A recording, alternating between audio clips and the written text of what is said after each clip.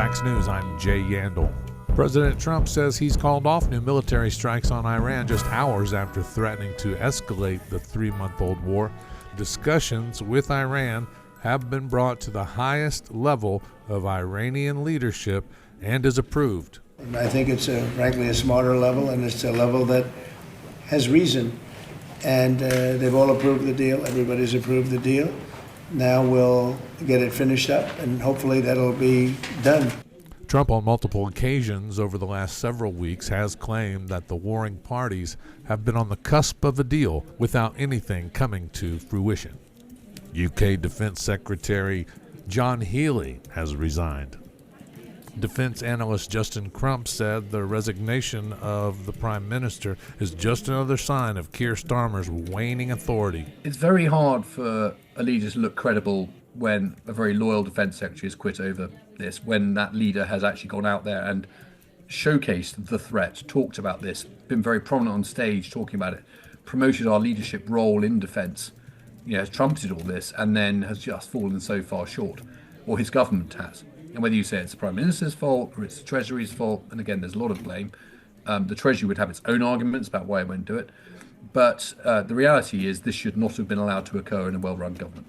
Foreign workers said they were paid less than $2 an hour to build a new U.S. consulate in Milan.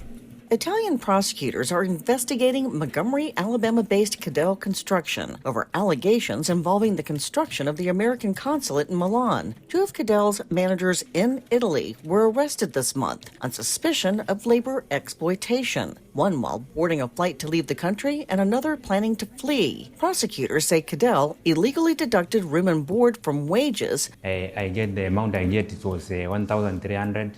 Then they deduct 500 from that amount, that one for house rent. Forcing workers to work like 10 hours per day. 6 days a week for less than $2 an hour. 5 workers who asked for anonymity say they were fired without cause. One Kenyan worker says he was paid just $925 a month after being promised in writing $2,660 a month. Cadell says they are cooperating with authorities. I'm Lisa Dwyer. This is Fax News.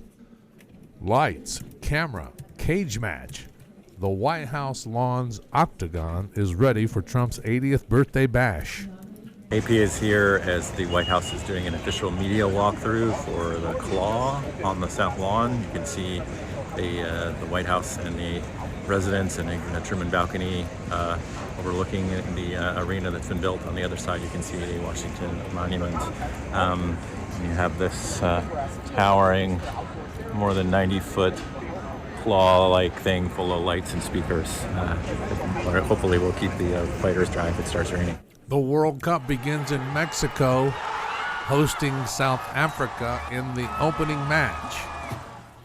There is a guilty plea in a top Minnesota Democrat and her husband's kidnapping case. The man charged in the political assassination of the top Democrat in the Minnesota House pleaded guilty in federal court. Vance Belter was charged with murdering Minnesota House Speaker Melissa Hortman and her husband Mark and shooting State Senator John Hoffman and his wife Yvette.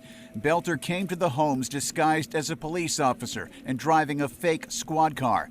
U.S. Attorney Daniel Rosen says the guilty plea was in exchange for dropping the death penalty. When you have a defendant that is prepared to plead guilty, take consecutive life terms plus to ensure that he never sees freedom again in his entire life, that was an opportunity that we just could not pass up. Minnesota Democratic Senator Amy Klobuchar was a close friend of Melissa Hortman. She is the epitome of what you want in a public servant, the epitome of someone who stood up for her neighbors. Friends describe Belter as an evangelical Christian and occasional preacher who had struggled to find work. I'm Ed Donahue. El Nino is here, and scientists fear it'll be big, bad, and costly, with heat, floods, droughts, and fires. It's checking all the boxes for it evolving into being one of the historically strong events since 1950. Princeton University climate scientist Gabriel Vicky says it's important to be able to predict when an El Nino is coming. And why do we want these forecasts?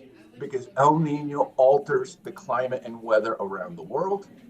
It changes the probability of hurricanes, of typhoons. It changes the probability of drought and flood in a number of parts of the world, of heat waves. And it even alters the globally average temperature. In remarks today, First Lady Melania Trump says the new investment program levels the playing field for kids in foster care. Fostering the Future accounts give foster children the same chance for asset ownership and long-term wealth building as every other American child. If you're still trying to buy tickets to the World Cup, it's going to cost you. FIFA is charging record prices for any remaining tickets for World Cup matches. The games are at 11 stadiums in the U.S., 3 in Mexico, 2 in Canada. Category 3 is the lowest price category. The U.S. opener Friday night against Paraguay in Inglewood, California, has remaining tickets ranging from $1,120 to $4,105. But for the final at MetLife Stadium in East Rutherford, New Jersey, tickets start at $7,986 on SeatGeek and $9,085 on FIFA. FIFA President Gianni Infantino is defending those prices, saying they're fitting in the North American market. I'm Donna Warder. Elon Musk's SpaceX is about to make its debut on Wall Street. Damian Troisi reports banks and other financial institutions determine an initial offering price of the stock and then sell it to the public. The stock will be listed with the ticker symbol and trade publicly at that price. The price typically fluctuates higher or lower as investors determine the company's value. An IPO can bring in a surge of investment that a company can then use to expand, but it's all up to the market. Starting Friday, the public can buy stock in Elon Musk's rocket company, SpaceX. Amnesty accuses Israel's government of ethnic cleansing of Palestinians from the West Bank. Amnesty International has accused Israel of carrying out a campaign of ethnic cleansing of Palestinians from the occupied West Bank. In a recently released 149-page report, the London-based rights group says the Israeli government is deliberately trying to annex the Palestinian territory. The report says that the forced displacement of West Bank Palestinians resulted from a state policy, not just the actions of violent settlers. Agnes Kalamar, Secretary General of Amnesty International. Ethnic cleansing in the West Bank is state-sanctioned, state-implemented, state-enforced. It is a state project. The Israeli government did not respond to the report. Karen Shamas, London. This is Fax News.